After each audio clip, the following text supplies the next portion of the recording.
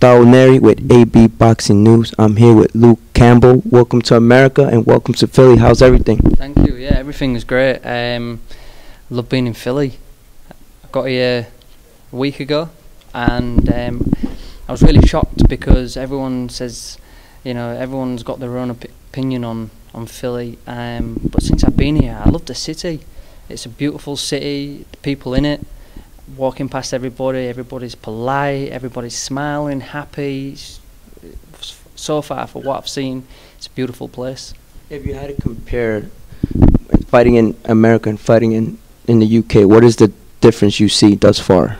Well, obviously it's a little easier fighting in the UK because you've got everything at hand, everything's on your doorstep, and where I'm from, everybody knows your name, and everybody's so excited to see you get in there and win, and it's just having that your fan base and your crowd that are screaming for you.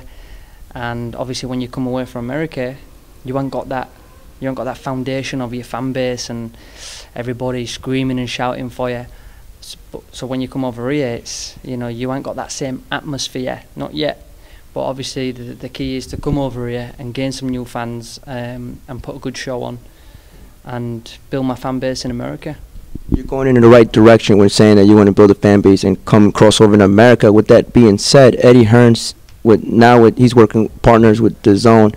The way I see it is he has a mission to bring all the fighters that he has under the stable from the UK to come to America. Do you feel like as a fighter, is that very beneficial on your behalf? And what do you say to those fans on the other side of the pond in the UK, maybe not seeing you as much as often fighting over there?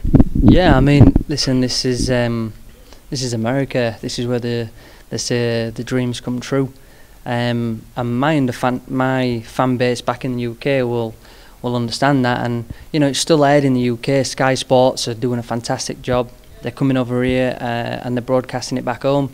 I mean, the people back home have to stay up a little bit later, but my fans do that and they tune in and watch.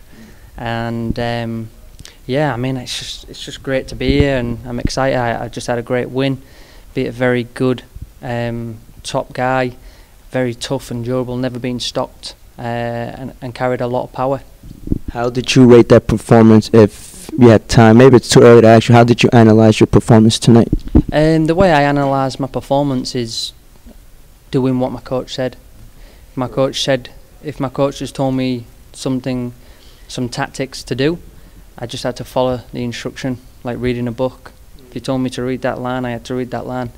And it's exactly the same in the boxing. If he told me to feint and use single shots for the first couple of rounds and move my feet, it's exactly what I did. In your division, it's getting heated up. A lot of big fights, unification fights that could happen. We have Lomachenko, Crolla. What's your predictions for that fight? The Lomachenko and Crolla fight. Crolla's a fellow Brit, so I wish Crolla all the best in that.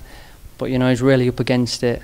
Lomachenko is not in the pound for pound list for nothing. He's one of the best. He's proven himself and is a class act. I think Crolla's style against Lomachenko is completely made for Lomachenko. I mean, Lomachenko can go in there against any style and adapt, but I just think that Crolla's style is really beneficial for the way Lomachenko fights, and I'm wishing Crolla all the best, and I hope he can pull it out the bag and get the victory, but I doubt it very much. With this win, you put yourself in a very great position to possibly fight for maybe the WBC title, depending how the outcome comes of one Errol Spence and Mikey Garcia. If he decides to vacate, is that what you want to do, automatically jump for that title shot, or you plan on, what's your thoughts on that? I won't be necessarily jumping for it because I'm already there. Yeah, of course. I'm already #1 mandatory position to fight for that title, and I have been since September.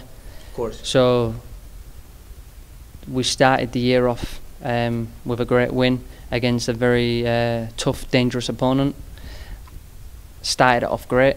The next step will hopefully be for the WBC World title, where we can go another step and another great performance and win. And then we just keep moving on and getting better and better. Knowing the politics of boxing, especially, it seems like there's always a loophole, especially when somebody's like the mandatory or somebody has the silver title in terms of WBC. I think a good example is one Dillian White. He's been waiting for a position for, let's say, for example, WBC. Let's say they find a way to bypass you and they grant somebody else. What would you do if that happens? Would you wait, or would you just go another direction? I've got the best promoter in the world in Eddie Hearn. I don't think he will allow that to happen.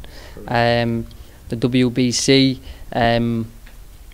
you know, they're a great set of guys as well, and they know I've been here, and they know everybody else knows that I'm here for a reason, and I'm in the #1 spot.